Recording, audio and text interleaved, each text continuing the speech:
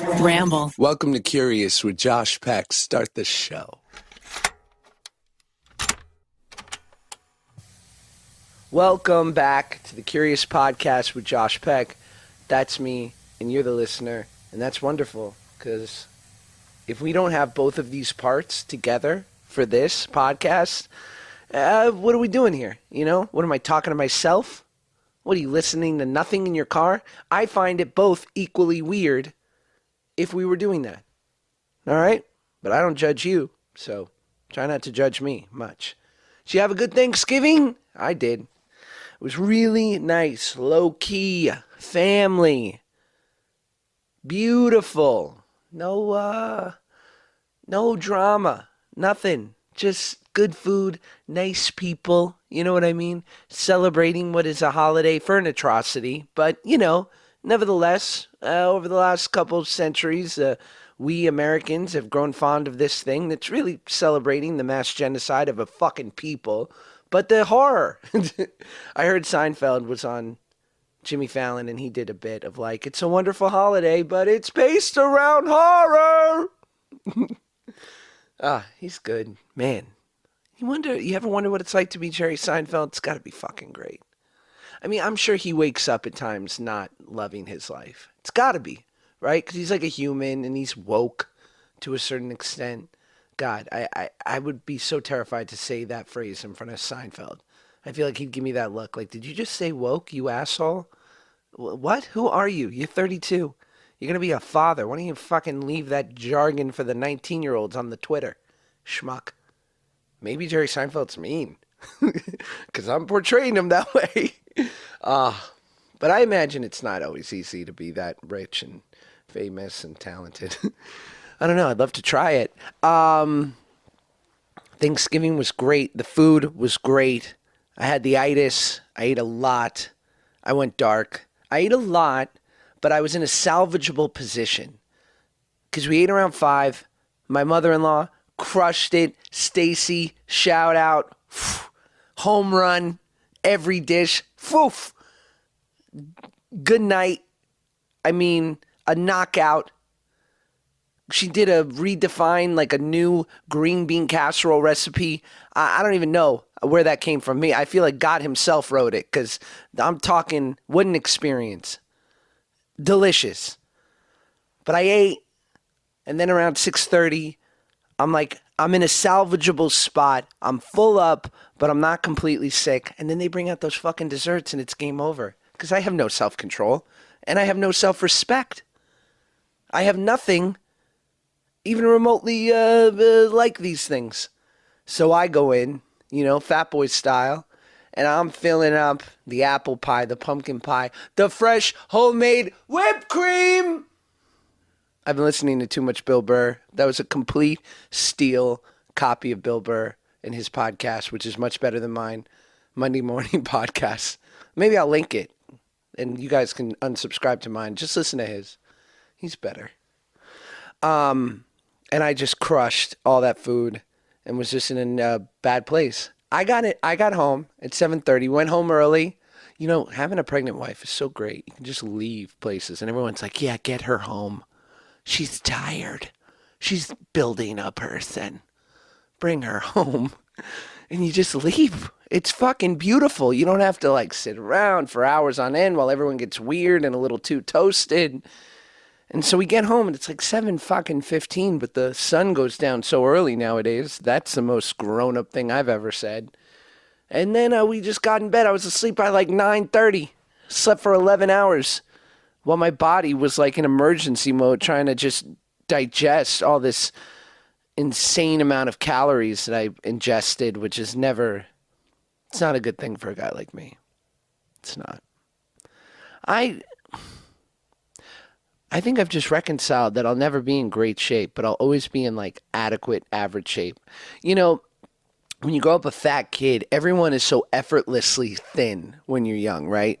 Because, you know, nobody's eating to keep their fucking demons away yet, or to like smash down that emotional trauma that they've accrued over years because their father was a piece of shit, or they like, you know, were reconciling something deep in their soul. So like everyone's pretty thin, everyone plays sports, everyone's moving around, and it's just like there's no there's no value to being thin in some respects. It's just like a given. So if you're fat, it's like, oh God, what's wrong with you? But then the reverse happens and you get older and you get into like your late 20s. And all of a sudden people aren't moving anymore. And now most people are fat. I mean, I don't want to say fat, but they're like not in their best of shapes. And then you can go back on Facebook and you start looking at people that fell. They're like soldiers. Be like, nope, fall, fall, fall, boom. I love it. I love going back and seeing who was skinny Marink in middle school, couldn't keep the weight on, and now they're hitting the Krispy Kremes. And good old JP, who was 300 pounds at the age of 16, is looking all right. Not the best. I don't have an Instagram body. I'm not rocking a six-pack on my page. But you know what? Size 33 waist. Not bad. It's about the little victories. Whatever you got to do to sleep at night. So that's nice. Me getting joy from watching my friends be,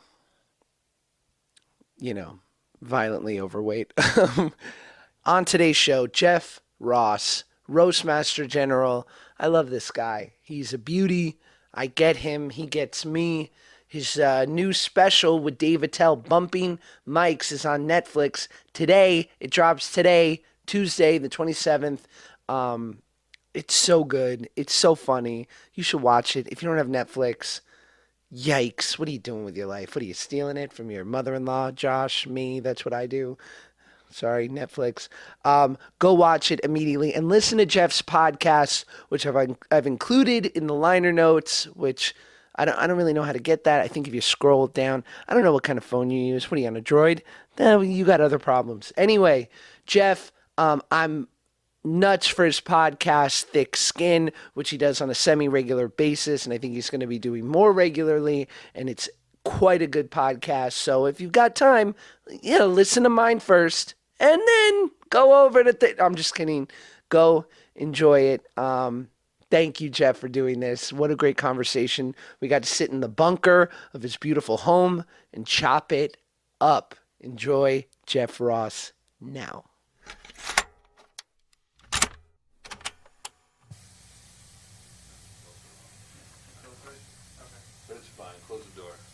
Thanks, pal. That's good. Come on. We're doing it, bud. Oh, man. I'm excited. All right. You big weed guy? Not a big one. No? Once in a while when we're doing the podcast. Here and there? When we do it at night or on a weekend. But not today. You don't seem like a guy of like many indulgences. Oh, yeah. Turn the lights down. Oh, that's vibes. Right? Is this how it is for your pod? Yeah. Really? Yeah. I love it.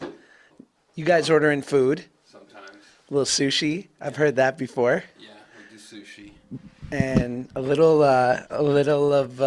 greenery. Sometimes some greenery, just to set the mood. Sometimes people have a drink, take a little hot tub first, Yeah. and then we go for it. You have a pretty relaxed disposition. Like being around you is joyful. As someone who's been around you a few times in my life, I'm always like excited to be near you. You have That's like a nice compliment. Yeah, you have a relaxed demeanor. Do you notice that? I would get upset easily as a young man. And I think at a certain point I realized that didn't get you anywhere, and life is short, and I lost, you don't want to lose your thoughts. You don't want to, I try to stay in the middle. Never too high, never too low. Are you actively working on that, or at this point have you just sort of relaxed into it? I think that's just me now. Yeah. Yeah, it's not a hard adjustment. What were you reacting to when you were younger? Was it just being from Newark? No, Jewish kid in an Italian neighborhood. There was that kind of stuff. There was working for my dad, that kind of stuff. Yeah. I went through some loss as a young guy. There's that kind of stuff. And if you get too down or too aggravated or too intense, Yeah. you burn out. Did you? I know you. I was listening to you when you were interviewed by Barry Katz, Yeah. and you talked about losing your parents at a young age. Did you actively work through that? Like, did you have to take some steps, or did you just sort of let time and life handle that? That's a great question. People are always surprised when friends ask me about that. Like, did you see a shrink? Did you go Sure. to a doctor? No, Hmm. it didn't even occur to me. I was living 100 miles an hour as a sophomore in college. Uh, it didn't even make sense to go, oh, let me evaluate my mental state. I Yeah. was in survival mode. I was trying to, make tuition, pay my bills, take care of my sister, and move on. I was always looking forward, not backwards. I'd never been one to look back too much and never one to look inward very often. As I got older, I think I got better at that stuff. But I was always just sort of like, what's next? What's next? What's next? What's in front of me? What's tomorrow? And that's about it. I've never been big at looking back or, to be honest with you, looking too far ahead, Yeah. which I do think that one is a fault. I got to a certain point when I realized, oh, I see. Really successful people plan and plot stuff out. And it never occurred to me. Show business was like, be available, be ready when they call. And then I got to a certain point in my personal life and in my professional life where I was like, oh, if I just take a minute, not a minute, but an hour to like think this through, plan for the future, decide what I want to do, life is smoother. And yet, I wonder, looking at your success and everything you've accomplished, what does, in quotes, like bigger look like? Like, what does more success look like for you? Or does it? Well, there's a good question. I don't know. Sure. There was times in my life where my ultimate goal was this, and now I look at it and go, no, I don't think it was. Maybe at a certain point you dreamed about certain things, but if it was, I probably would have gotten it. Mm. I always have these weird, I don't know, I'm like a computer program in my head that sends me in the right direction, but I don't always realize I'm doing it or necessarily agree with it. Yeah. But I wind up, to answer your question, success is so unpredictable for me. My whole path as a comedian and a roast master and an advocate for free speech and talking smack was never planned, but yet it was always there. And I mean, because in the 90s, it would have been for a really successful comedian to get their own sitcom. And Right. yet, that doesn't seem like you don't seem to have that desire in any way. But yet I auditioned and I booked some and I Do did some you? pilots, not in a while, Yeah. not in years probably, but I did try to go down that route. I don't think my heart was ever in it. It seems like, Mitch Hedberg has that great joke about like only when you're a comedian do you get really good at something and they say, okay, are you good at something else? you know? And it's kind of Yeah, true. yeah. I was like, you hear stories about, well, George Carlin, he tried all these sitcoms and they never worked, so he kept going back to the stage as if it was a consolation prize, and that he became the greatest comedian ever. Yes. One of the most outspoken, brash prophets that we've ever known. So I look at myself and go, you know what? I did that pilot with Kevin Hart about 4 years ago, as a sitcom, and I was like a second banana. And the life of it is great. It's nice money. You're going to work with funny people. I was like, not the lead. I was like the second lead. So I got to, really just sort of have fun with it. I didn't have to carry it, learn the whole show. I was like, this is a great life. It didn't get picked up. And I mourned it for 5 minutes. Yeah. Because as a comedian, you pop right back on stage. You're the director, the writer, the producer, the publicist, and the star. And there's nothing better. Do you feel bad for those sad bastards that only have acting? Because I got the podcast, I got social media, and I thank God every day that I have an outlet that I have some control over. Because acting, you're so powerless to. Yeah. Ugh. It does self-generating your own content, your own material is everything. Yeah. You know, if I was doing a sitcom where I was writing it or it was my idea or I was really contributing in a big way, it would probably spark me. I'd probably love it. But like you say, I always tell, comedians and actors when they're starting out, they're asking for advice. It's like you got to write your own stuff. If you're waiting around for the phone to ring, especially as an actor, it's a long wait. And then as soon as you do it, you're waiting again for it to come out.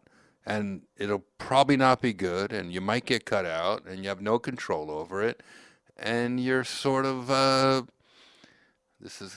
take some shit for this, but you're scenery.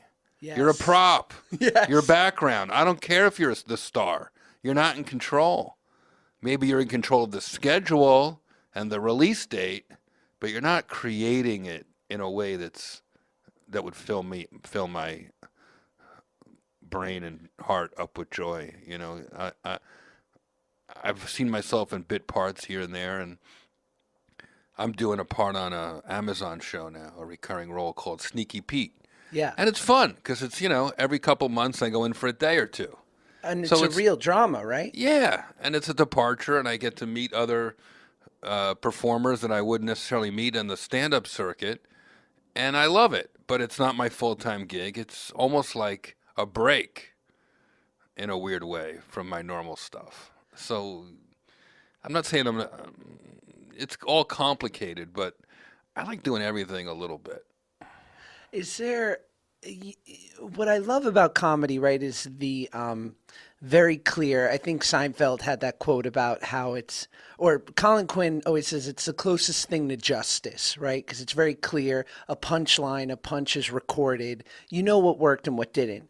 And yet drama seems subjective and abstract and like, maybe it was good, and some people might think you were great, and others might be like, it didn't land for me. Right. So is that a bit of a mind fuck for you when you approach drama, or are you happy to have a change of pace? I like mixing it up. It's fun to put on a costume, play someone totally different, exercise a bad boy inside me that I wouldn't be able to do in the real world. My character, often when I get cast, I'm playing a bad guy or a douchey guy, and it's kind of fun to let loose because that's not necessarily my character on stage. Sure. I roast with affection, and sometimes when acting, you get to strip that out and just be a meanie. And that's kind of fun. It's like, it's like going to the shooting range and picturing your, the worst terrorists in the world, like you can just fantasize. Right. Or your ex. Or your whoever, ex. Whoever you are. I'm lucky that I don't have one ex I fantasize about shooting. I consider that a win. Solid. Yeah. But, yeah, it's a fun break. But I really feel in my heart I'm a comedian. When people ask me what I do, I say I'm a comedian. Even if I'm acting at that moment or writing at that moment or producing or something. I really feel like comedian. It's in my blood. Comedians, I really feel like it's a cult that you're born into and don't realize it. Then if you're lucky, you find the rest of the cult. Yeah. And then once you're in the cult, we kind of back each other up and support each other and look out after each other. To that end, how quickly do you size someone up when you walk into a room or a situation? Does it come to you immediately? Do you have to turn something on? Or I would love to know, because I guess when anything is good, it seems effortless, and you seem effortless, especially with your roasting ability. I don't think I turn it on, and I don't think I turn it off. But I don't always use it. It's sort of like having a weapon.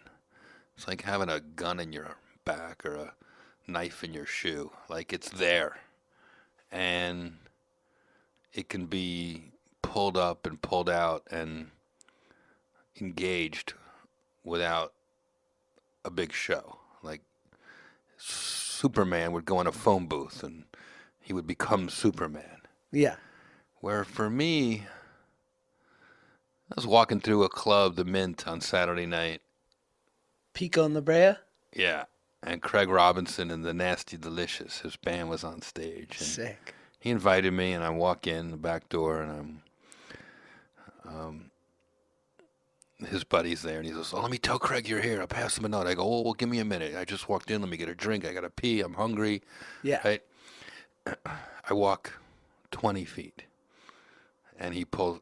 I hear my name, Jeff Ross. Come on stage. So I got to pee. I'm hungry. I don't know what they've been doing. I have no context, and as I walk on stage, Craig walks off because he's got to pee. Take it from here, Jay. Yeah, so he's got a full band, a packed house, rocking out.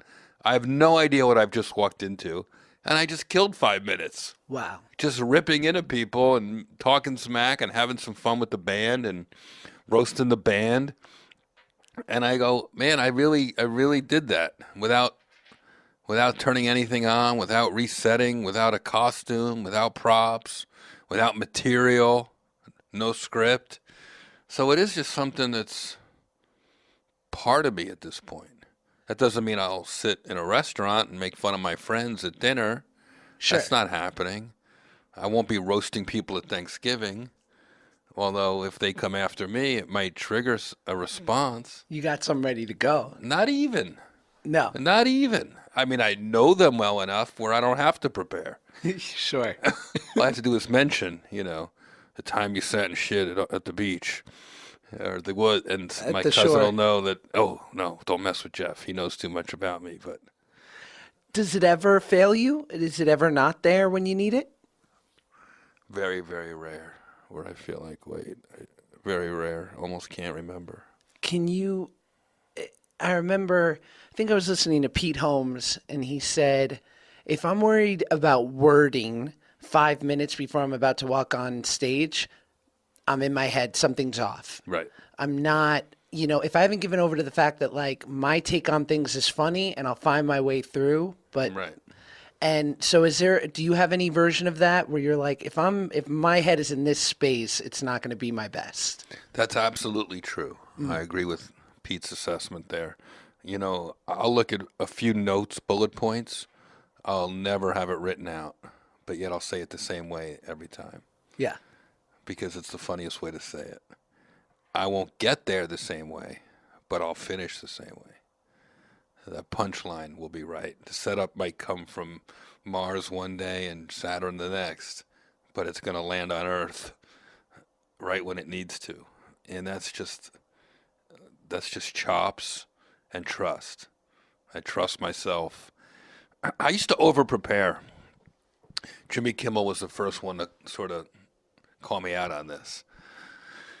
I would come in with all these ideas for an appearance and ask me this and ask me that, and I'll have this and I'll have that. And then I guest hosted his show early on, guest co-hosted when he first came on, and he wouldn't let me come to rehearsal. And he would throw all this stuff at me live. The show was live back then. That forced me to improvise or not, and that was somehow funny. Right. Just freezing. And then it was at John Stamos' 50th birthday party where John asked me to roast him. And I worked days on it. And I wrote this great script. And I killed.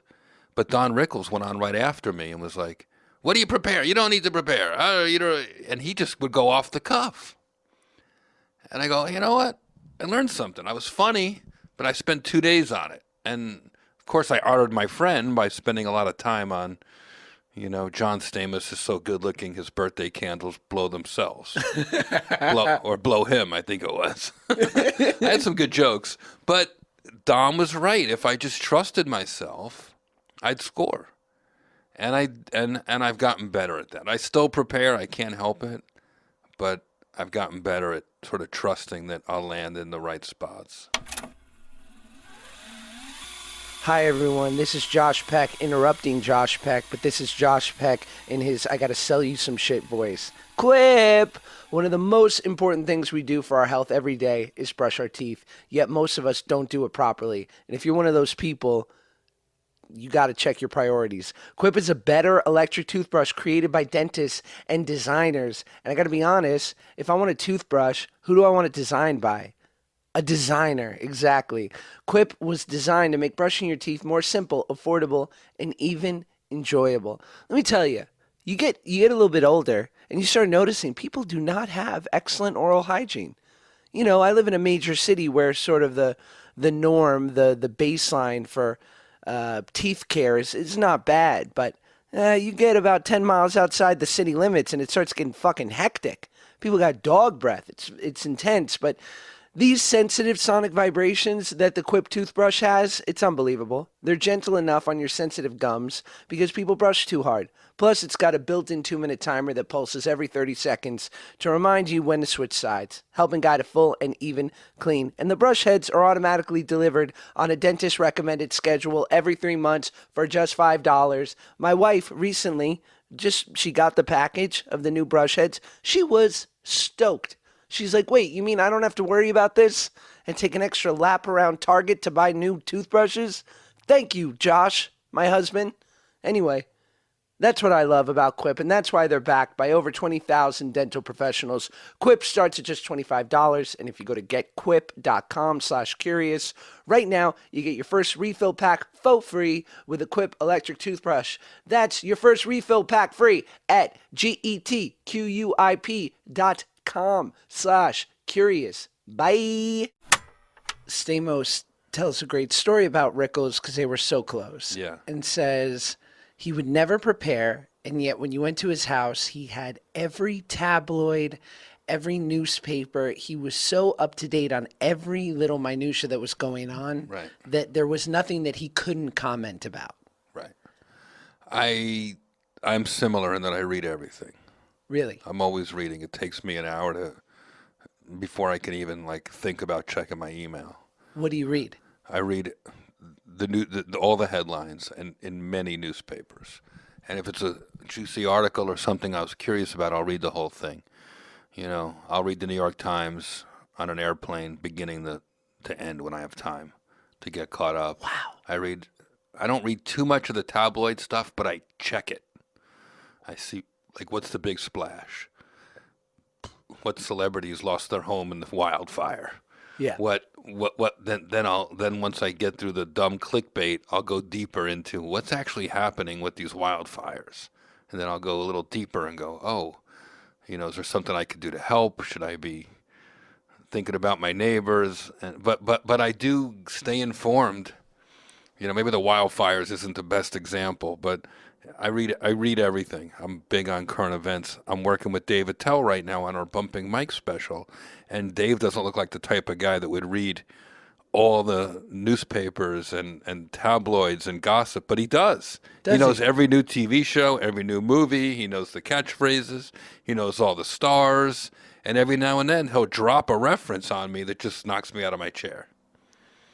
And he seems, from first look, to be the antithesis of you in that way, slightly, that he does sort of live up to the prototypical stand-up, smoking cigarettes, always with the baseball cap. Right. I would imagine that he's got a one-bedroom apartment on the Lower East Side. You would think, but he just bought a $3.5 million apartment in Chelsea. God bless him. Jesus, Dave. Good for him. I believe inside that $3.5 million apartment is a studio apartment where he probably just stays in there. Right. The size of this bunker, but Dave's a character. But yeah, he's learned to take better care of his self, and he is hilarious. And what makes him tick, I'm not sure I know. Maybe people will be able to tell us more after they watch the show, because it really is an experiment in friendship. He's very negative and I'm very positive. And somehow we meet in the middle and it sparks. And where did I know you? I listened to the episode of your podcast where you had Dave on, and you talk about where the whole phrase "bumping mics" came from. So will you sort of tell the audience where it was born out of? Oh yeah, of course. That's nice that you listen. Thank you. Of course. Dave and I have been friends our whole careers. Well, before we were even friends, I was a fan. He was the king of the beginners. He was the young comic that everybody came down to watch. Even before that, he was sort of the king of the open mic comics, and I worshipped him. He only has a year or two on me in the business. So when he was emceeing the open mics, I was still putting my name in the bucket, hoping to get called. Wow. And I always thought, how could I ever make it big if this guy hasn't made it big? Like, it's not even my turn. I was always like, look to Dave, because he was the funniest guy. The successful people looked at Dave as the funniest guy. All the young comics, all the managers and agents and club owners, Dave was always the funniest guy. And I used to go down just to watch him. And over the years, my game came up a little bit, and I got more daring. And one night, Dave invited me up just to mess with him, just to come mess around and improv. I was walking probably through to the bathrooms at the Comedy Cellar, or maybe I was just down there watching. I can't remember, but I do remember that it had to be 1 or 1:30 in the morning. And sometimes, I'll come off a plane, land in New York, and when you get in at midnight or 1, there's not a lot of places you can go see your friends. It's kind of lonely. You go back to your apartment. I'm by myself. So I would go to the Comedy Cellar, have some falafel, a little hummus. Oh, beautiful. And go watch Dave, whoever's last. And Dave would always go on late. And I didn't have a spot, and I wanted to get my yayas out too. So he's like, come on up, say hi. And we would just stand side by side, or he'd sit at the piano and I'd stand up, or we'd switch places, and we would talk to the bachelorette party in the front, or the two, Norwegian tourists off to the right, or the whole table of Hasidic Jews in the back, sitting next to the people from, Persia, Iran, next to them. The Hasids are at the Cellar at 1 a.m? Oh, yes. Really? Always men, always the men. Bless. They love it, because they love hearing the bawdy stuff that they don't hear anywhere else. Yeah, not when they're davening at shul. And I always do the same joke. 2 Jews walk into a comedy club. Whatever. And it was like fun. It was like, I always tell Dave, 1 + 1 is 3. We're funny together. We do our thing. We don't need each other, but we want each other. We like it. Like, everything gets amped up when we're on stage together. It's like he's Johnny Ramone and I'm Joey Ramone. I'm sure we would have done fine on our own, but when you get together, it's like unstoppable, jokes per minute, one after another, just flying as fast as the audience can keep up. And one night, I don't even know how it happened, I feel like maybe he reached out to me. I don't feel like I started it, but he bumped me. He bumped mics. We can do it right here. Yeah, you heard it. Boom. We just, like, instead of a fist bump or a high five, ball players like pat each other's asses. Sure. Right? Other sports, they shake hands before and after. For whatever reason, whenever Dave and I would get a new laugh or a big laugh, we would bump. He never liked the title. He always said it was too on the nose. Eventually, we got booked at the Montreal Comedy Festival, and it took a lot of persuading to get Dave to even commit to going up there for festival money. It's 3 nights. It's high pressure. We don't really have much of an act. We have to suddenly define it and structure it and go, oh, well, what would an ad look like? And what would our names look like in an ad? And then I finally got Dave to agree, and the festival was excited. And my agent, Stacy, called me up and said, what's your show called? And I was like, what? We don't have a show. We just go on together at 1 a.m. Yeah. She's like, well, they got to put something on the schedule. So I said, let me call you back. I said, Stacy, what about just bumping mics? And she said, I like it. Call Dave. Make sure he's okay with it. Call Dave. Hates it. 2 on the nose. Doesn't make any sense to anybody. Is he a guy that hates most things? Yes. Yes. Okay. He's negative. Sure. And when he finds other people that are negative, he likes that. Really? All Yeah, right. he's odd like that. He can respect his own. So I pushed it with him. I pushed it with him. I really dug in. I said, no, this is the name. It's got to be nothing else. The first time we ever went on tour, before even that, we did one tour date in Vegas, and we called it the Ballbusters Tour. It was one show. Yeah. And that kind of made sense at the time. But we're not really busting balls except for each other. And it's bigger than that. We got celebrities in the audience and each other, and we have our act in there. So bumping mics it is, and now that it's coming out on Netflix, it's almost kind of surreal because I honestly imagine like you went fishing with your dad or your brother for 5 years, and then suddenly it was a TV show. Like, it doesn't even make sense to us in a weird way. It's so casual. We just set up for 3 nights at the Comedy Cellar and invited our friends and family down. We didn't really have much structure to it at all. Dave won't prepare. I can't get him to talk to me before the shows about what we might do. Wow. So maybe I get him for 45 seconds in the stairwell before the show. And I go, hey, Bruce Willis is here. Maybe maybe if he doesn't seem too weird about it, I'll introduce him. And then, that's kind of it. And you're off. Or I'll say, like, hey, I really like that stuff we did about going to the gym. Maybe, all right, I don't know, maybe. And then I'll set him up for a bit, and he just won't do it. So, like, planning with Dave is never good. Is that killer when you're like, because I imagine there's that sort of unspoken between, like, here you go. Like, you throw up that beautiful alley-oop. He's like, fuck your alley-oop. It really is unbelievable because he will hit it out of the park every time when he takes it, but he doesn't like repeating himself. That's fascinating. So if it's a softball, sometimes he'll let it fall on the floor.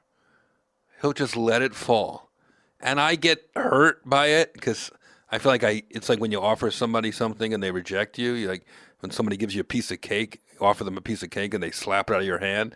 Dave kind of does that to me sometimes. But I also get it in that it's not personal. He just doesn't repeat himself. He might repeat an idea every now and then. When the joke's not quite honed, he'll repeat it a few times to get it honed. But as soon as it's honed, it's out.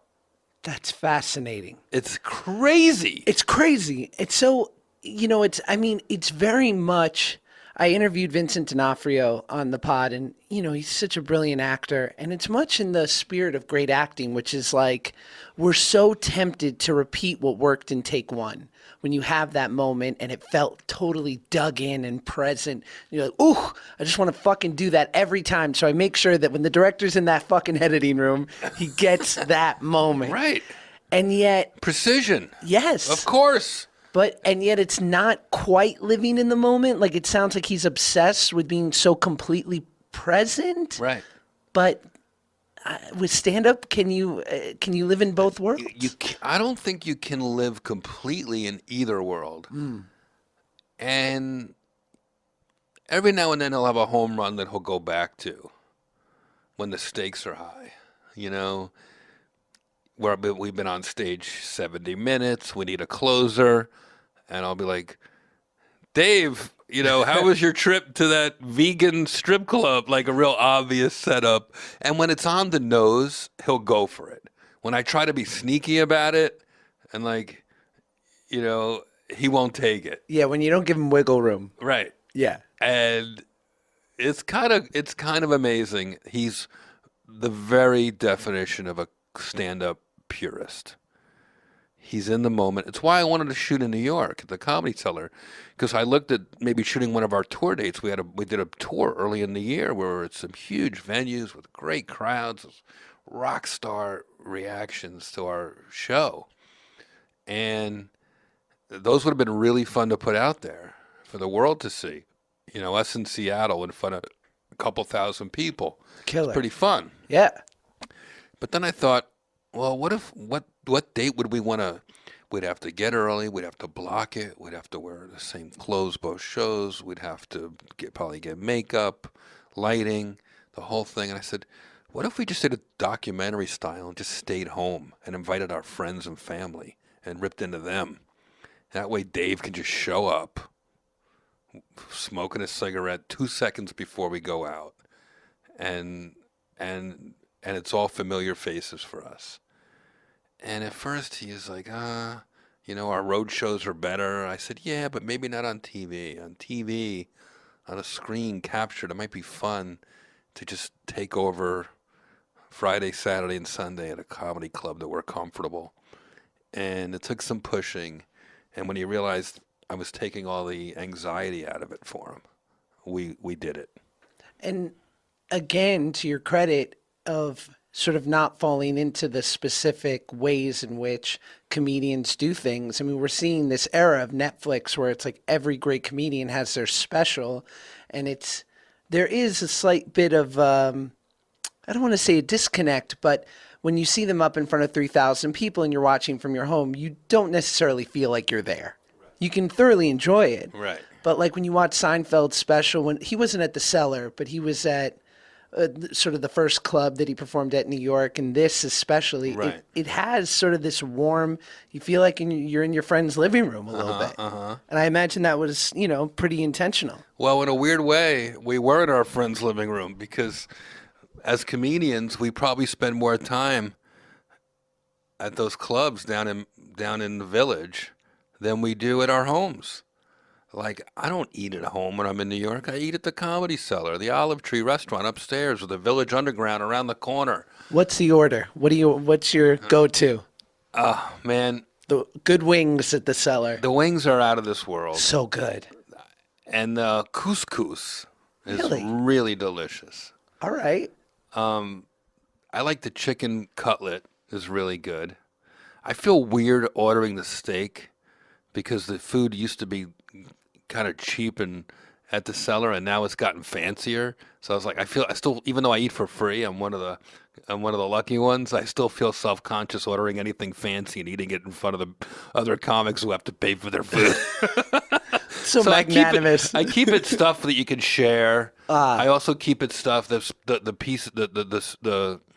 the mushroom barley soup is really good. I mean, sorry, the lentil soup is really good. Oh, yeah. But I always get stuff that I can share because there's always a hungry comic lingering around the comics table, or stuff that if I suddenly get called on stage early or something exciting happens and I want to go watch, I don't feel bad leaving part of it over. So Fair. I don't go too fancy schmancy on the food. Nice sampler platter, maybe. I don't know if they have that, but it's always something to go to. They'll have like couscous with some shawarma and some Israeli tabbouleh salad. Oh, beautiful. It's great. It's great. What, so to that end, I guess, I wonder, like, because you talk about you and Attell and how you have sort of this innate ability in which to get up and just knock it out of the park. And it's very, he pushed you to be improvisational at first, and now you guys are both there. But is that innate to every comedian? Like, I wonder if someone like, a Mitch Hedberg, R.I.P., or like a Jesselnick, like people that seem very precise in their setup and delivery would be able to walk up on stage without material and just go. Like, can every comedian do it? That's a great question, Josh. That is one for the ages. Hey, thanks. I don't know. My answer is not everybody can. My guess is that about half the comedians probably can, about half can't. I think any headliner will hold their own, and even if that's just default becoming a straight person, straight man, or just laughing and having fun with it. Dave and I don't think every comedian can do what we do, and they especially can't do it together in tandem. But Dave and I together can make anybody look good. Like, in other words, we can bring the stiffest person on stage and have fun with them. Yeah. That part I'm confident in. There's nobody we're ever going to make look bad or unfunny. Sometimes a comedian will wander on, we'll bring them up on stage. We don't realize they're a little intoxicated more than we normally would want. And we'll make it where it's not uncomfortable. We'll make it fun and not obvious that they're messed up, but we might take the piss out of them just a little bit, just so the audience is kind of in on it. Or if somebody is not from the comedy world, if somebody's more of a movie director or a movie star, Yeah. we'll make that work vivant. too. Yeah. Bruce Willis was in the audience at Bumping Mics. He's right there in the first episode.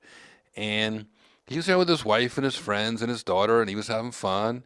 And Not necessarily a funny guy, a great presence, but not necessarily an improviser. Totally not. But when he's up there between me and Dave, boom, boom, boom, boom, boom, boom, boom.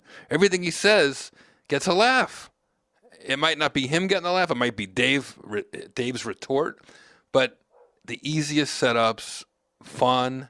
It's almost like cocktail party banter, but with a live audience.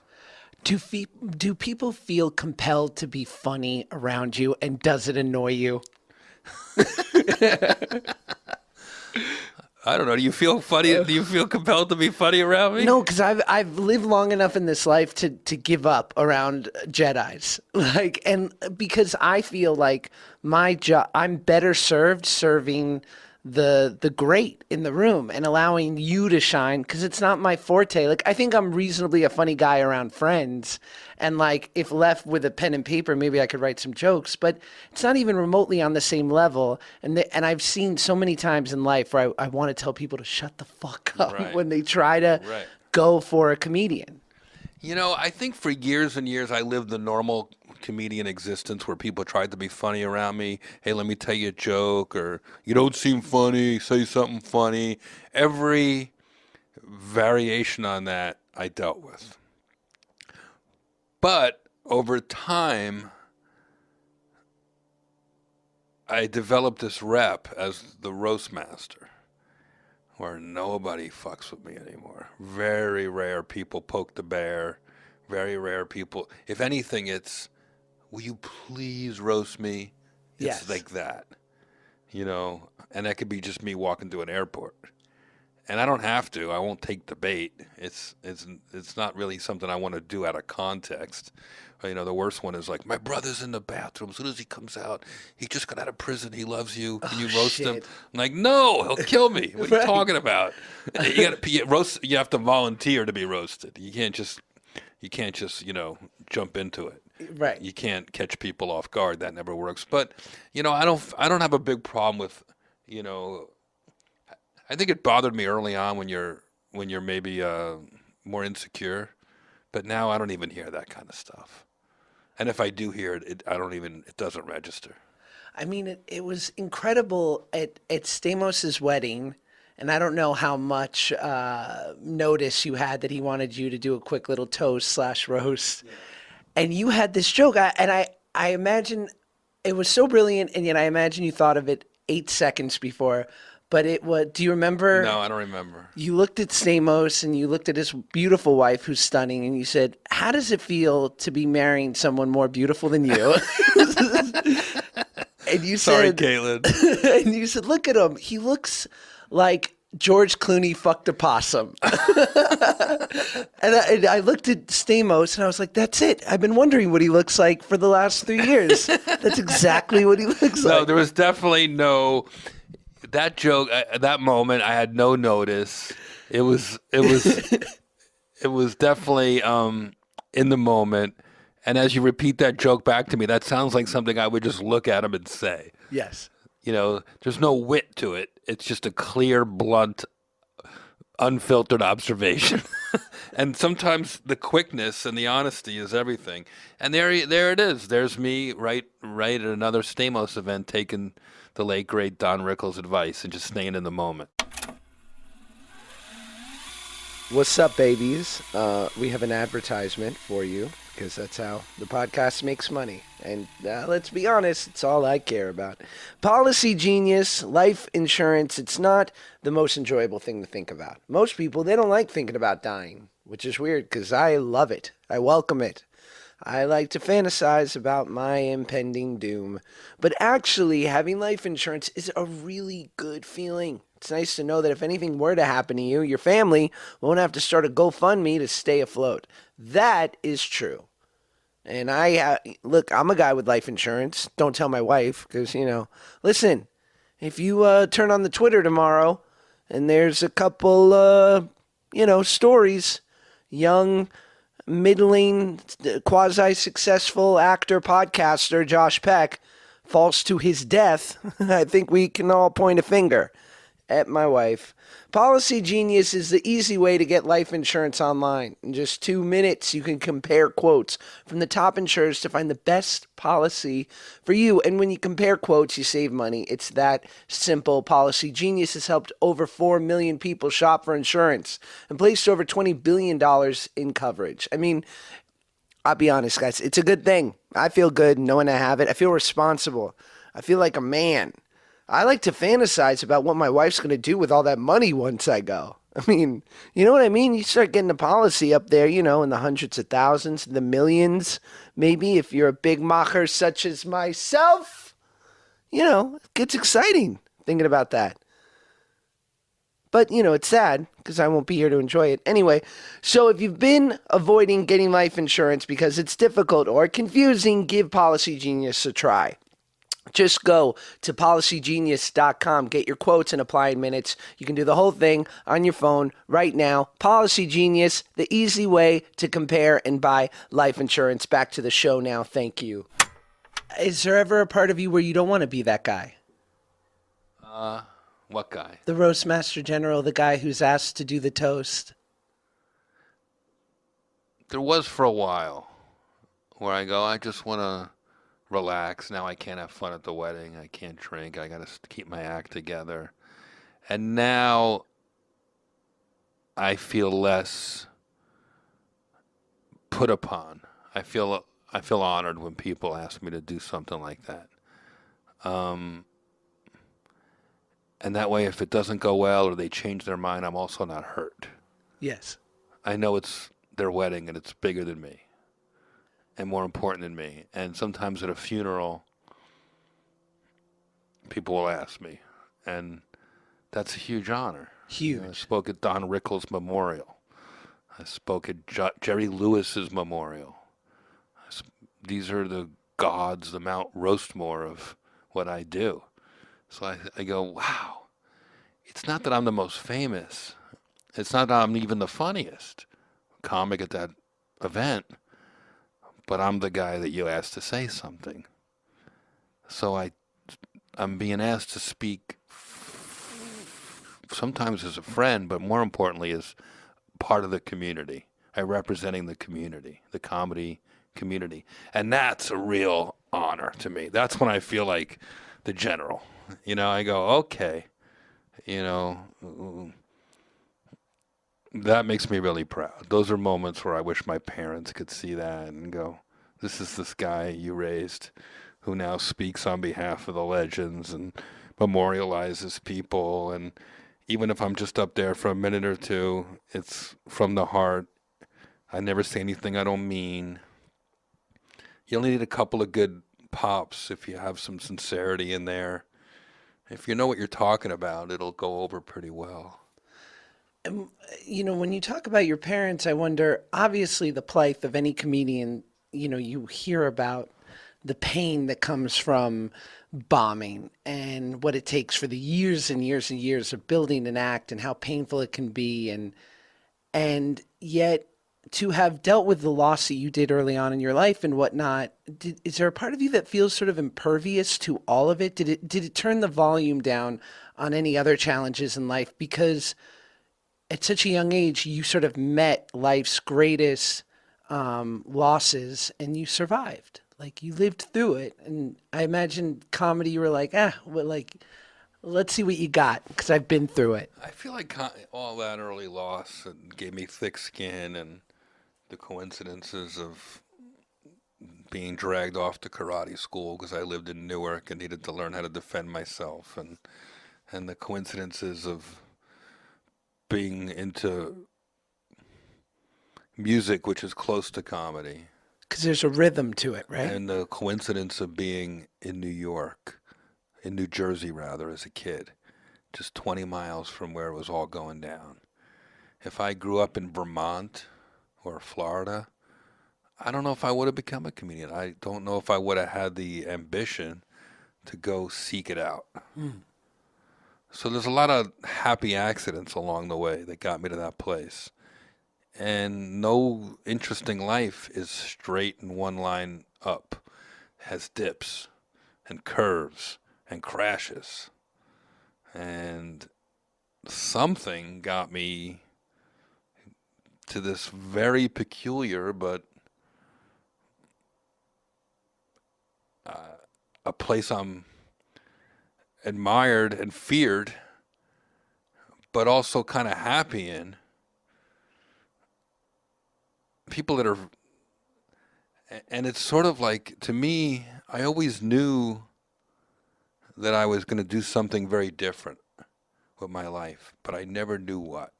When people said, "What do you want to be?" I was never able to answer them. It was frustrating. But it's kind of where I wound up. I always wonder that, right? Because you talk about working in, for your dad's catering business as a teen, and then you came to comedy a little, slightly later, right? Like in your mid 20s? Yeah. So was there a time before that where you ever felt like, maybe I'm just gonna work these menial jobs? And like, was there a part of you that felt like that might be undiscovered? No, because I didn't even know I had anything to offer. I didn't know funny was a commodity.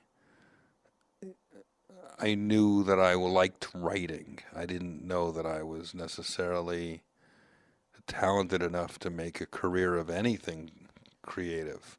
So when a buddy of mine suggested I try stand up, it wasn't necessarily, he thought I was funny, so he pushed me to try it. This is after college. But I didn't go into it because I thought I was funny. I did it for a social life, to talk to women. I was a young, 23 years old, 24 years old. I had nothing. I was this fat loser living in New Jersey with my grandfather. And So he's like, "Hey, this is a," and I was like, "Oh, really? You think I'm funny?" Like, it meant nothing to me. It wasn't even a compliment. It was like saying, "You're a good swimmer. Go swimming." It was like, okay. And the class happened to be near the bus station, Port Authority, where I had to go every day for my other job, and to see my grandfather in New Jersey, where I looked back and forth. So it was really like another happy accident. and I think. I mean, maybe I had a plan and I'm just not cognizant of it. No, I think, I say this forgive me, listeners, because I use this reference a lot, but like Howard Stern talks about that his father was in radio. So as soon as he remembers, as far back as he can remember, he could see that radio being of prominence in that medium was of value. The awkwardness of life is how I use comedy. I always saw it as not a weapon, but as a tool. And I would tell that to my nephew. My nephew's funny. And when he was calling me up, I remember he called me up. He was in high school, and he was very distraught because was bored in class, and he either wrote down and passed a note or cracked some joke about 9/11 under his breath. Strong. And everybody laughed around him.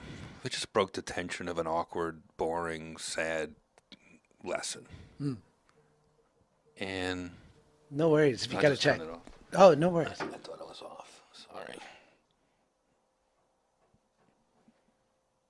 And he's like, "Uncle Jeff, I don't know, what do I do here?" It turns out the kid next to me, like, he lost his uncle at 9/11.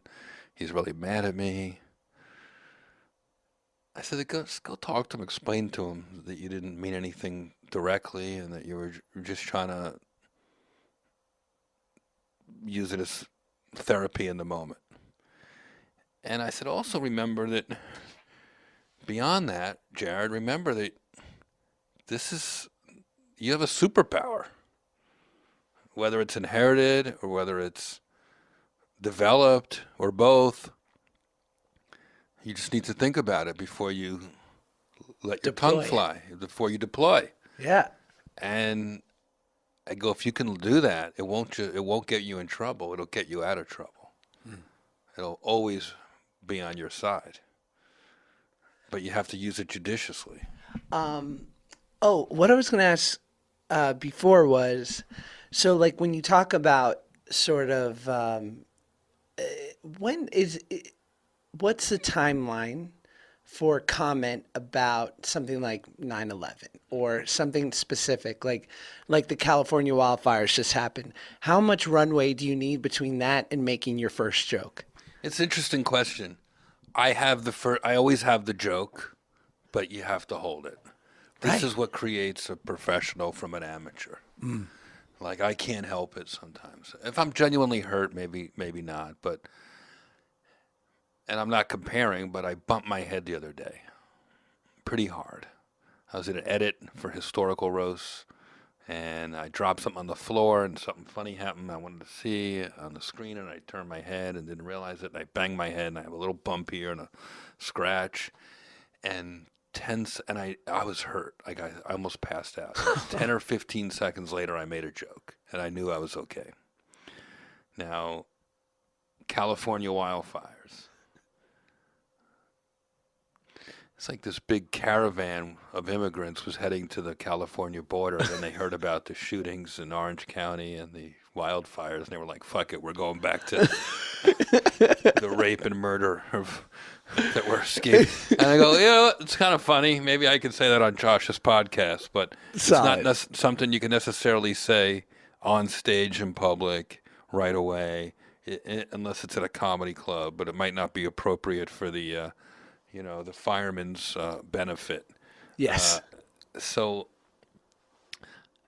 this stuff it's kind of like a weapon in that you really have to take it out when it's appropriate.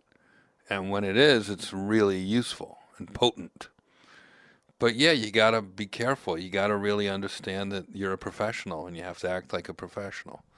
And you have to treat your material like it's bullets or currency. You don't want to spend too much. And when you have your open shot, you take it. Have you ever felt like you went too far or went too soon? Yeah. I'm better at it than I used to be. Early in your career as a comic, you try to get attention. You try to make a splash. Maybe you're even trying to be controversial. You're also not used to being... You go into comedy because you don't want a boss. You don't want a censor.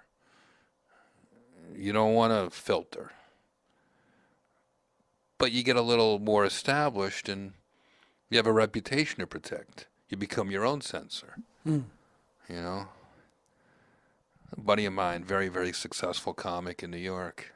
He's on TV. He's doing great. But he was kind of like having a bad day. He's sitting around the comedy club after because he was at a fancy benefit.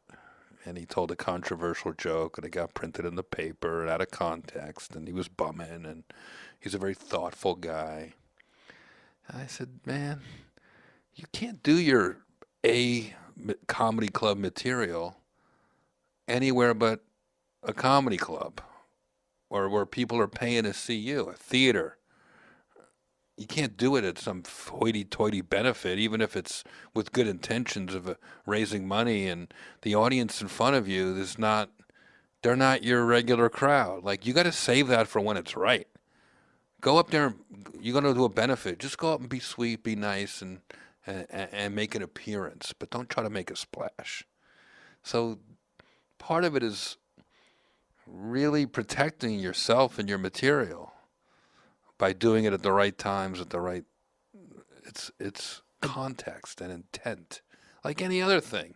What are your intentions? If your intentions are to hurt me, you're a dick. Your intention is to, make fun of me and get a laugh and build me up and take me down, all for a good cause, then you're doing a nice thing, but it might not be funny to everyone all the time. Yeah, you have to adjust to the crowd, to the crowd, to the moment, to the cause. And respect the fact that you're not at home. You're in someone else's home. The comedy club's your home. Do you ever, you don't have to name names, but has there been anyone over the years whom you've roasted that you sent flowers to the next day? Or you felt like just a little, yeah. A couple times. And it wasn't that I felt bad about what I said. But I felt bad about their reaction. So I go, you know what? Not everybody's as tough as everybody else. Not everybody knows what they're getting into when they go to agree to a roast. I remember after the Justin Bieber roast, Natasha Leggero and I sent some booze and a nice note to Ludacris because he was upset about jokes. Wow. They weren't even about him. They were about a buddy of his that had passed away. And whatever, it's a roast. We went too far. It's what we do at the roast. So I didn't live with guilt, but I lived with a little bit of anxiety and remorse and sadness that it wasn't a fun party for everybody. Yes.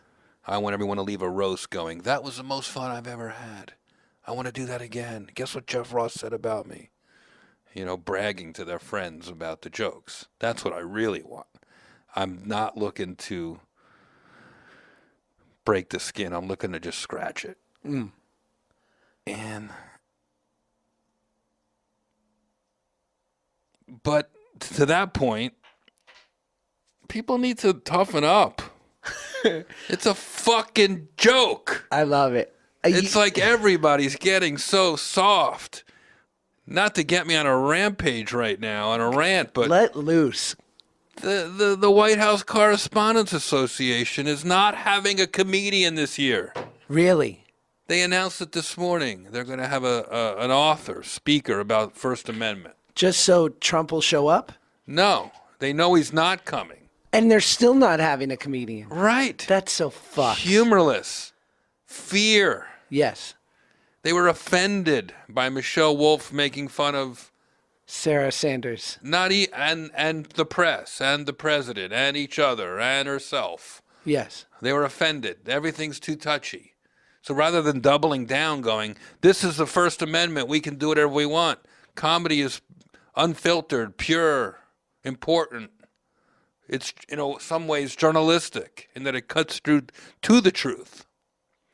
They said no, they're not doing it. They're going to back out of it completely and have a speaker talk about why the First Amendment is important, which is not a bad idea, but it's not as good as idea as just exercising the First Amendment. When does a comedian get to ever speak truth to power like they do at the White House Correspondents Association? Comedians making fun of the king, this is not allowed in most countries. But in America, it is. And we're not going to do it? Come on. If Trump's not in the office, in 2 years or in 6, yikes. Does the next president show up for it? I think so, unless this organization falls apart because they're losing sight of their mission. Which it might, right? Right. I think they'll probably, they probably won't get covered as much because it'll be safe. So they lose a little bit of their steam. I don't know how it affects their fundraising. They do important fundraising at the White House. I have a lot of respect for journalists, and what they face in other countries. And, we saw what happened in Turkey. The Saudis killed this guy. Jesus, dismembered him. Yeah. The fuck? So, yeah, being a journalist takes gigantic chutzpah, and you got to really have integrity. And then when I see them backing off and getting a little afraid, it makes me afraid. All right, well, if journalism's going to be compromised, is comedy next? I mean, do you feel are you I watch like Rogan's new special and so much of like what Bill Burr's doing and I feel like they have this fearlessness to them of saying like fuck the politically correct, this inability in which to say the real thing, like because that's what comedy was saying this being willing to cross the line and then backing it up with this great punchline premise. And we're living in such a time where it's this precarious sort of thing where at any moment you could literally say something that will evaporate your career. Yeah. And so do you have that fear? Or I feel like you've always worked in this beautiful little safe space to a certain extent because people expect you to be slightly, but to always be pushing the limit. Until you do. Yes. And then most people will be okay with it, but there'll be a couple that get really upset. And most of that's on social media. Most of that isn't in real life. It's in the Twitter sphere. The Twitter sphere, they're upset. But it's still... Twitter's not safe. comedy clubs are safe. I've stopped tweeting jokes. It doesn't make sense anymore to put your most potent ideas in social media because it's not your fans you're talking to. Did it ever? Theoretically, it should be. Well, why are you following me if you're offended? I'm offended. You're offended. Yes. Like, what are you following me to get offended for? You talk about Howard Stern. That was when I was a kid. I remember him always saying, like, you know, half the people listen to me love me. Half the people listen to me hate me. But I don't know why they listen. It doesn't make sense. They're trying to. That's their hobby, is to get offended. Like, it's free speech. It's not your business if you don't want to listen. Just change the channel. But was it ever like? I think about the Roseanne tweet, and completely not commenting on the tweet in any way. What I'm more fascinated with is the headspace, right? Yeah. Is it like, what more could Roseanne have fucking needed? She was back on TV with the biggest show on air, crushing it on every level. And I wanted to say to Roseanne, is your ego really this unfulfilled that you need a certain amount of retweets for what you think is this dumb tweet to feel good before you go to bed? Right. Like, really? Like, you're that empty? Right. And so to me, like the whole Twitter sphere and whatnot, like Chris D'Elia says on his Twitter, if you want good shit, pay for it. Like, and there is a part of me that feels like, don't waste your good stuff on here. Fuck them. Right. I agree. And I support that. And, you know, I have a buddy in New York, Mark Norman, who's hilarious on Twitter. Funny, one of my favorite comedians. I always say, why are you tweeting this? You're crazy. Yeah. This is not a good, safe space. And he does it anyway. He doesn't care. He's young. He's fearless, and I respect that. But I don't think Twitter and social media is a place to be showing off your wit and your provocative nature anymore. So, and I know you've roasted. That's which makes Comedy Central and Netflix and the comedy clubs and anybody else who's sort of letting these temples of free speech exist. Those are the safe places, and that's where the comics should be gravitating, and the audience should be gravitating to. That should be your next special. Yeah. Temple of Free Speech. I like that. I fucking like that too. Yeah. You heard it here first.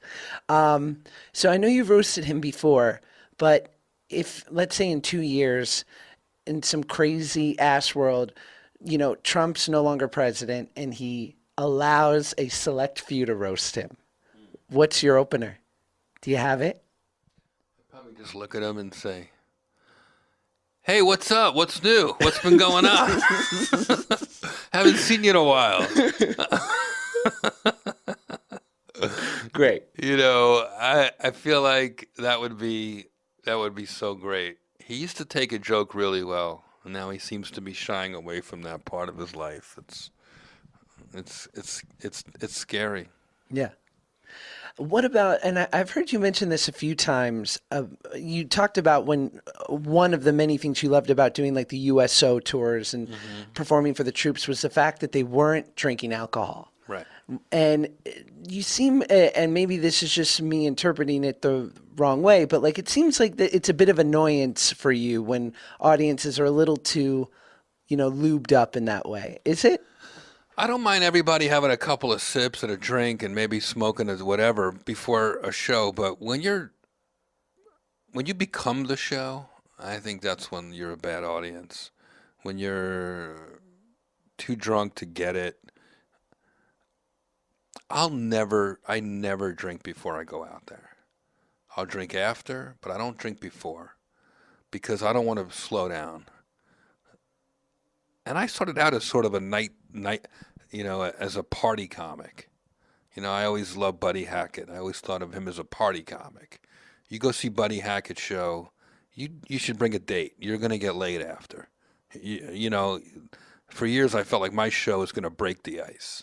You bring a chick or you bring your favorite dude to my show, I'm gonna put him in the right mood. You guys are gonna at least have your first kiss that night. You know what I mean? I'm not up there doing jokes about how men and women are different. I'm not doing jokes about herpes. I'm not doing jokes about abortion. I'm doing jokes about fucking and loving and laughing and and trying to get people to kind of come together. Is that intentional, or it's Yeah. just what speaks to you? Both. Yes.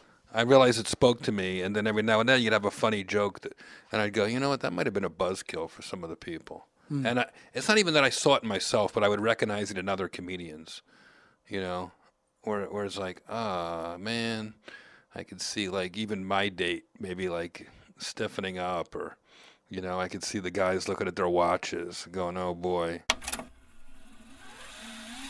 One more ad for your face. Robinhood. It's an investing app that lets you buy and sell stocks, ETFs, options, and cryptos, all commission free. What's ETFs? I don't know, but maybe Robinhood's going to teach me some shit. And then I'm going to be that guy who knows what ETFs is. They strive to make financial services work for everyone, not just the wealthy. It's got a non-intimidating way for stock market newcomers to invest for the first time with true confidence. Look, all right? You got a little extra scratch, right? It's the holidays. Maybe you're going to get a bonus. You put in that work this year. You're gonna be sitting on this money. What are you going to do? Put it under your mattress? Huh? It's going to get stolen by that weird cousin of yours that's always like trying to sell you on some bullshit pyramid scheme? No. You got to give it to Robinhood, and you invest it, and they'll help you. You know what I mean? They care about you. Why? Because they've got costs, no commission fees. Other brokerages charge up to $10 for every trade, but Robinhood, they don't charge commission fees. Trade stocks and keep all your profits.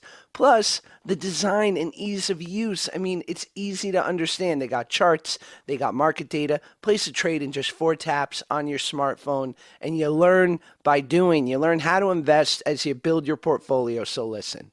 Robinhood is giving listeners a free stock like Apple, Ford, or Sprint to help build your portfolio. Sign up at curious.robinhood.com. That's curious.robinhood.com. Because you talked about how Chris Rock loves to divide the audience and then bring them back together. I don't think he's aware of it. I've talked to him about it. He just sort of shrugged his shoulders. I think he just naturally does that. That's his structure, is to build and take you on a journey and following that discomfort until it's palpable and unbearable, and then the laughs come. And you go, oh, yeah, he's kind of right. So, yeah, I also think he's another one where you don't think of him as a party comic, but, yeah, there's a party going on in there where, you know, if you watch over the course of an hour the Chris Rock show live, you know, you'll see people kind of cozying up to each other. By the end of the show, they're interlocked and their arms are around each other and they're laughing and they might be smooching between jokes. Like there's a certain Energy. sexiness Yeah. and an energy and a ice-breaking kind of following the uncomfortable topics into a comfortable place, breaking through what the normal moral codes of life. And I try to do that too, especially with Dave, because when we're up there together, it definitely becomes a little bit more of a party atmosphere. And I always want to be a good wingman. And, you know, it's a very Mark Maron thing to say, but he talks about, like, once he got to a certain level and sort of knew, sort of echoes what you said about Attell, like, once he knew that he had these hard-hitting jokes that really worked, it became more interesting for him to intentionally lose the audience and then see if he could get them back. And it doesn't sound like you have a need for that. Like, have you ever played with that in any way? No, and I never understand that appeal to comics. Yeah. I learned it firsthand a long, long time ago. I was playing in Atlantic City. I was a young comic, and I happened to have met Sandy Hackett, Buddy Hackett's son. It was like the late 90s probably, something like that. And I saw that after my gig was over, Buddy Hackett was playing the next afternoon, like a 6 o'clock show. So I tracked Sandy down and I got tickets, and I loved Buddy. My parents loved Buddy. I remember listening to his voice on Johnny Carson when I was a kid. Couldn't really watch it, but I could hear it from upstairs. And I knew my parents thought he was really funny, and it's like, oh, let me go see Buddy Hackett live, you know? How many chances am I going to get to do this? I went by myself, and the show starts. It's the Sunday show, starts earlier, 6 or 7 o'clock. And there's a lady there, a little old lady in the front, and she has like a little notebook out and a pen. She's probably reviewing the show. Who knows what she's doing for her local temple newsletter, for all I know. Like, Jewish Sentinel. who knows? Sure. Right? But she's taking notes.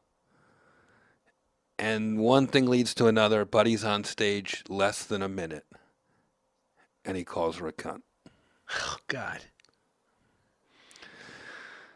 A couple of minutes later, everyone forgot about it, and he's killing. It's fine, but it stays with me. I'm like, oh, man. I never meet Buddy. I said, thanks, Sandy, for the tickets, and it was an amazing show, and I'll never forget how funny Buddy was, tying all his stories together, and everything I said about bringing people together, it all, by the end, was there. Decade goes by, maybe more. Now I'm friends with Buddy. Maybe it's 15 years later, and now I'm really good friends with Buddy, where I would have brunch with him on the weekends, and he'd make me matzo brie in his backyard, and beautiful. a million other stories happen in between, where I'm finally like, hey, you'd never remember this, but back in the late 90s, you were at Atlantic City at da-da-da, might have been Trump's Taj Mahal, and there's a lady in the audience. Why would you have called this woman the C word, like right in the beginning of the show like that? Maybe we were talking about stand-up, and I was asking him for advice about other stuff. So I asked him, and he goes, I don't remember that, but I'll tell you, I would often just sabotage myself in the beginning just to see how long it took me to get him back. Jeez. Just because I was bored or having, Masochistic? And I was like, wow. And I don't know if it was something in his psyche or he was being honest that he was bored. And it hurt me to think that he was bored, because then I was like, is that going to happen to me where I'm bored? I love this. I don't hope it's never boring. I hope I never have to displease the crowd so that I can please myself. But I got it. At least I understood it. Right. And I've never been that way. I'm a crowd pleaser. I want them to like me and like the show from the second I'm up there. I remember watching Seinfeld in his doc, and he's talking to a comedian, Orny Adams, and Orny's going on stage, and he's like, I got this new stuff I think I'm going to start with. And Seinfeld goes, I wouldn't do that. But, good, go for it. And he goes, and he just looks at the camera and goes, he's a goner. So is there anything that you see inherently like in a performer where you think that as they're going on stage, you notice while they're on stage, where you're like, oh, he's in for it tonight. He's not dialed in. I could usually tell before they get on stage. What do you see? I'll see telltale signs. There's a few things you can see, and somebody's going to not be great. They're worried about their introduction. They're too worried about how they're presented. And I was a victim of that early in my career, so I recognize that right away. Mm. They're overthinking their credits and what the audience is going to hear before they hear their name, or how you pronounce their name. I've outgrown that, and I learned to not let that affect my performance. Right. Learn the hard way by mispronouncing. And Jeff Lifschultz is my real last. Early on, I knew that you got to be better than your intro. It shouldn't matter. Yes. You can follow anything. Now when somebody says, what do you want me to say about you? I say, make it yours. Have you seen me before? Yes. Okay, make it yours. Then you get a heartfelt, fun intro that is not based on my latest credit. Another thing you'll see is comedians that are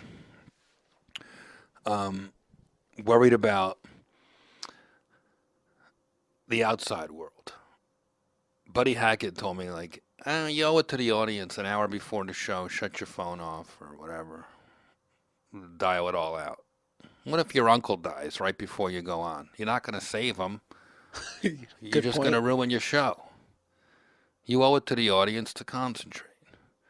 So I always try to zone in. Chris Rock's really good at that. He gets to the venue hours early and just sits backstage and starts to just sort of get in touch with his performance and the audience and where he is and who's going to be there and starts to dial it in.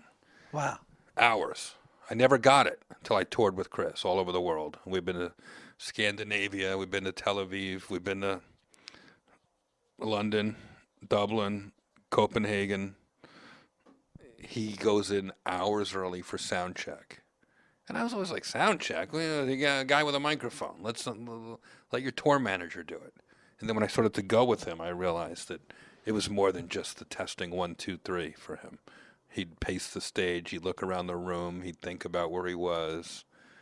Even if it's just 15 minutes of those 3 or 4 hours, he knew he had to find those 15 minutes where he's not watching TV or on the phone with his kids or taking care of biz. He's thinking about that show. And that was cool. I thought that was really cool. Like, that's an artist. That's a rock star. That's how you be great. Does that apply to you? Like, does that work for everyone, or do you find that you need to be kind of in something right to the last minute? I've learned, I used to show up right before my spots, and I've gotten better about going early and getting into that place of zen, fearlessness, preparation. If there's something to look at, some notes or a script, I do it there beforehand instead of 2 minutes before I go on stage. Yeah. You know, like you said before, if you're thinking about the wording, you're no longer performing. You're reading a teleprompt. Might as well read a prompter. Yeah. So, yeah, I mean, I continue to learn. Even after all these decades of doing it, I'm open to learning and getting better. And it's why I still like it. As soon as you stop learning and getting better, you get stale and you don't really like it, and your audience senses it, and you turn that bitter corner. We've all seen that happen. And you start talking about the wrong things on stage. Stuff maybe only you really care about or other bitter people really care about.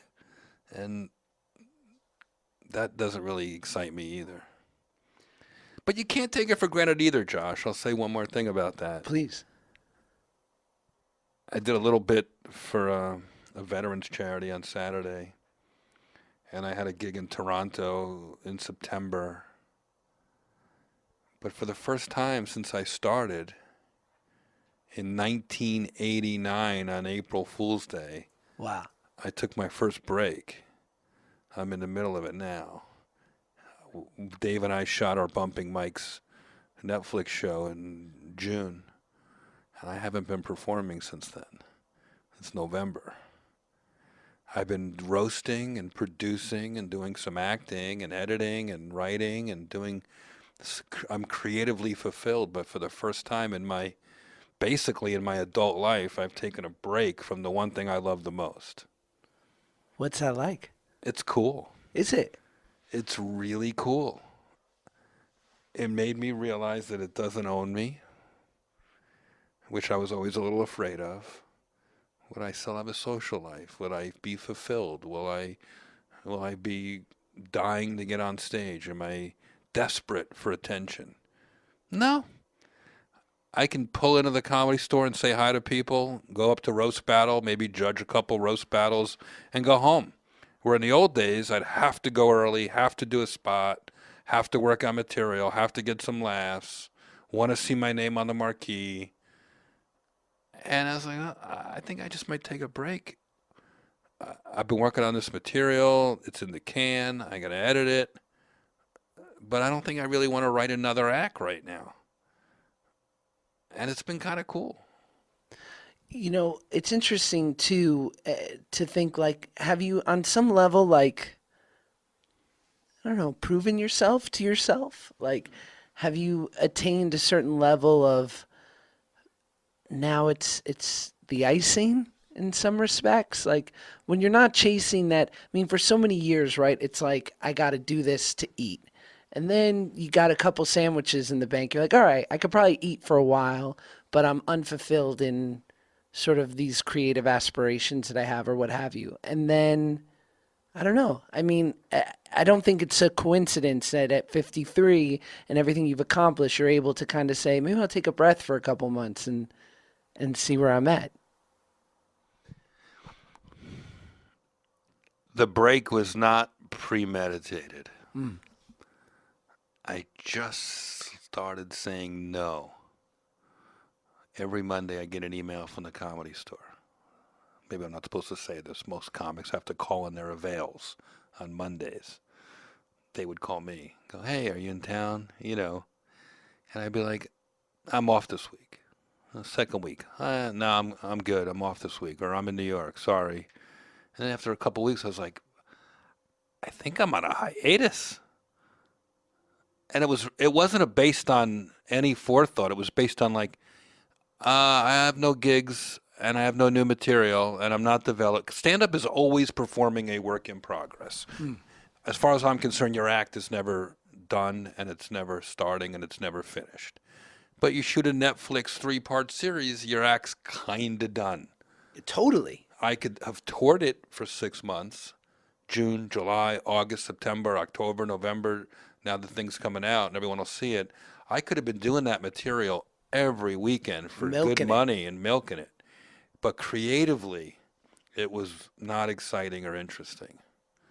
What would be to edit it, to go to the edits, or to start working on the historical Netflix show, or acting in something, or maybe just going to the dentist, maybe just going to see my college buddies for the weekend, and downloading some new input, some new source material for my next act. Which is everything. Which is everything. Yes. Having some life experience out of the norm. Normally my life experience is just other stand-up experience. Going on a USO tour to Iraq, or performing, for homeless people on Thanksgiving. Or it was always about stand-up and about comedy, and rarely about me. And maybe part of it is turning 50. It's not something I normally even say out loud. I don't know. I don't know what's going on with me. My agent is kind of amused by it. I think in a few more months she'll start to become a little worried about me. Amused in a where's my money type way. Well, yeah. Like she's getting offers for some pretty sweet gigs in the beginning of the year. And I'm just like, I don't know. I don't really have a mission right now. I don't know. And yeah, maybe I'll regret it when I'm trying to retire and I go, why did I take that year and not do as much performing? But I think I'm okay with it. I kind of like knowing that I control the stand-up and the stand-up doesn't control me. I was always like that. I always saw it as a hobby. I never saw it as a job. That's why I think I'm so lucky. Well, like Trey Parker, who's the creator of South Park, will talk about how when he's in the room and they've hit a wall with all the writers, he'll be like, everyone go out and watch 2 movies and do some activity. See you tomorrow. Like, let's not try to sit here and break down why it is we can't crack this storyline. Like, just go absorb new material, Sure. Find some inspiration. And I remember now what you had said to Barry. You said sometimes, I remember it because it really stuck with me. You said, I was at a really sweet Oscar party the other night and I left to go do my set at the Comedy Store. And sometimes I will book myself for a set just to avoid having to make plans. And so it's reminiscent of what you're saying. It's like, can I do the plans for once? Yeah, it really is interesting. And you mentioned Chris D'Elia and Joe Rogan and the guys at the Comedy Store and the gals at the Comedy Store. I see Ali Wong there and Whitney Cummings, and these people have full lives, families, nice houses, and they're back in the gym every night. It really is like something you got to do full on. And I felt like maybe I'm not going to do it full on for a few months. Let me just sort of enjoy that I got all this done this year. The Bruce Willis roast battle, historical roast, bumping mics. I did it all on a world tour with Chris Rock, all in the first half of the year. Killer. Killer. Dude. Well, Come I on. guess all through September, October. With another 6 weeks to kill Yeah. and enjoy. So I go, all right, this will be my mental vacation, and also a way to own it in my head and go, it doesn't have to be what they once called a treadmill to oblivion. That's what they call radio. And in a way, I always saw comedy like that. Like, oh, the biggest opportunities I ever had was because I was ready. In 1995, big star George Clooney canceled on Letterman, and they needed a comic, and I was ready because I was in fighting shape. Maybe now today I'm not in fighting shape, but I don't know. I still went up at the American Legion Hall on Saturday night and ripped the roof off the place. Yeah. And I was definitely rusty, but nobody knew that but me. Do you? Okay, my last two questions. Sure. You've established yourself as this, amongst the legendary comedians of this era, and you've also carved out this niche that seems as though it's almost as if, like, I feel like the roasting like opened up the kink in the hose. Like, all of a sudden you found this thing that was so specific to you, and then it just was like full pressure out, and all these beautiful things came from it. Had you not found the roasting and you were just sort of like more of a, I don't even want to say down the line, but you were a comedian with bits and you didn't have this like extra thing that was so specifically you, do you ever like contemplate what that would have looked like?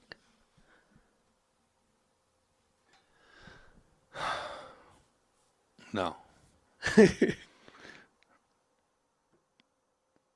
And I can't help but wonder what it would have been. I feel lucky that I found my lane. And I have a few friends to thank for pushing me down that lane. But what would that other lane have been? Might have been an easier ride. Might have been a more lucrative ride or a more popular ride. Think so? More knows? popular? Who the fuck knows? You think roasting is such a walk in the park all the time? No. You know how many people have been pissed off and you censor it? It's like, Sure. It's fine now, but it was hard. Right. Explaining to people in the clubs and then you do a big Comedy Central roast, and then you go to your comedy club in Nashville and they don't know you as a comic. They know you as a roaster, so you're popular, but you're not necessarily a draw. Wow. Like there was a big. It wasn't easy, and roasting was like a lost art. It was like saying you're into jousting or Latin. No one knew what it was. Yeah. When I started really to lane it out and dig it in and, like you say, uncrinkk the hose. So, what would it have been? It might have been nice. I'm lucky I found it because this worked out. I could have found nothing. Most comedians who don't find a lane, they either peter out or they fall into something a little less exciting. Yeah. There's other jobs in show business that comics do that aren't necessarily as glamorous or as exciting. Like roasting is like driving a race car. It's great. You can say whatever you want. You get surrounded by stars, and I've evolved it into social commentary and the other things that I'm interested in. I've made it more adult, if you will, and that it's about. I could do a roast in a jail or a roast for migrants at the border, or I can roast cops in Boston, and they all kind of get it. But for a long time, it was a hard sell. Wow. Yeah, you don't think about all the things that it took to get to this moment. Oh God, there's people that will be mad at me forever. Really? Just people who are bad sports. Not many, but one or two, three along the way that you never forget, and you go, God, the roasting thing, man, it's tough sometimes. And you don't think people think you're mean when they first meet you. Now it's an enlightened time. People kind of get what I do, and they get what roasting is. It's a movement. But when it was just an art, a lost art, it wasn't easy. I mean, for the very few people that don't know Jeff Ross right away, I would say the Roastmaster General. And they'd be like, oh, like, Right. and that's cool to Yeah. like have two monikers, It's powerful. Yeah, it's like I do kind of love that, Yeah. What's not to love? but it's earned, so I don't think about it too much. Right. I believed it before most people, but I also questioned it more than most people. So I don't let it. If it all went away, Josh, roasting became unpopular, or I became unpopular, I'd be all right. That's part of what taking this little break has taught me. And I always kind of knew it.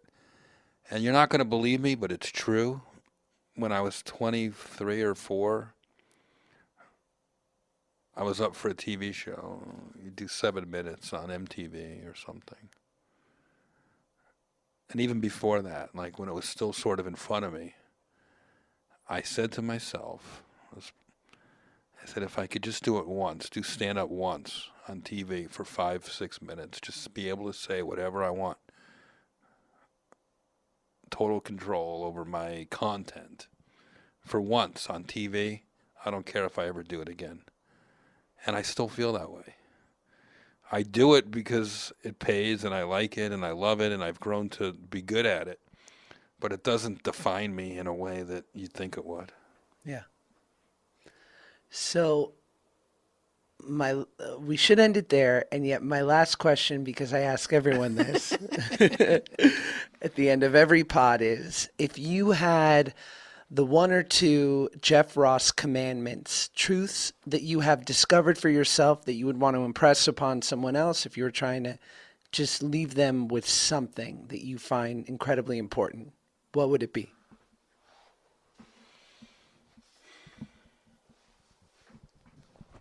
Well, the one that comes to my mind isn't a commandment, but it's a guidance that I use. And no one taught it to me. I taught it to myself. And maybe you saw it upstairs. I built a sign to remind me to enjoy the process. And it doesn't mean party. It doesn't mean anything to me other than if you're waiting for the accolades, the Emmy, the Oscar, you're in the wrong business. If you're waiting for the finish line, you're in the wrong business. If you're waiting for the paycheck, you're in the wrong business. But if you can enjoy or relish or absorb the rejection the same way you do the adoration, if you can enjoy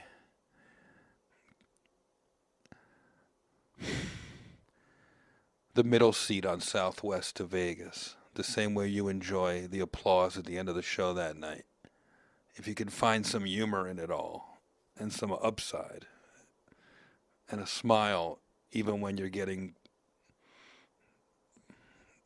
no laughs, then you're enjoying the process and you will sustain and you will last and you will thrive. Never too high, never too low. When things are going bad, I do not weep. When things are going great, I rarely celebrate. I try to stay in the middle so that I don't get hurt. I think that's right on.